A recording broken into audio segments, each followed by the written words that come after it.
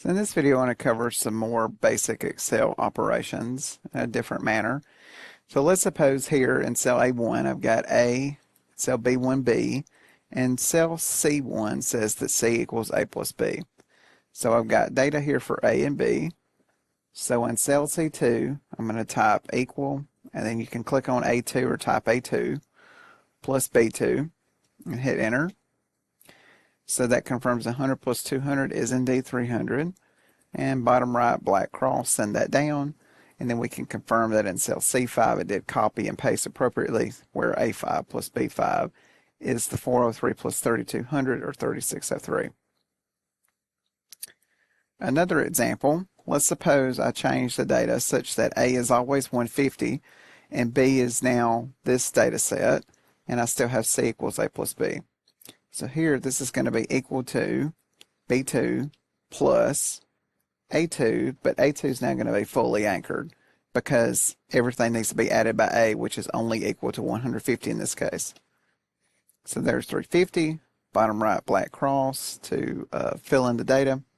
So you can see here, the bottom one here, B5 plus A2, and this is fully anchored, and you can change the anchoring by hitting F4 on your keyboard. So this is where it's fully anchored. That is a mixed reference where only the second row would be anchored.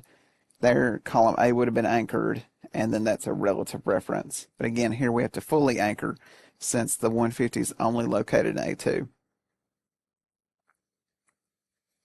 In this next example, we'll use some mixed references to add the A data and the B data.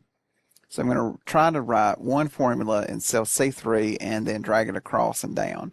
So for this one, this will be equal to B3, and then I want this row to remain the same, I want the rows to be able to change when the rows change, but the column's going to remain the same. So this will be equal $ B3, so I can hit F4, I can put a $ in front of the V. And then I'm going to do the opposite for plus the C2. But now for this one, I'm going to change the anchoring to where the row is fully anchored. The row's not going to change, but I want the column to change.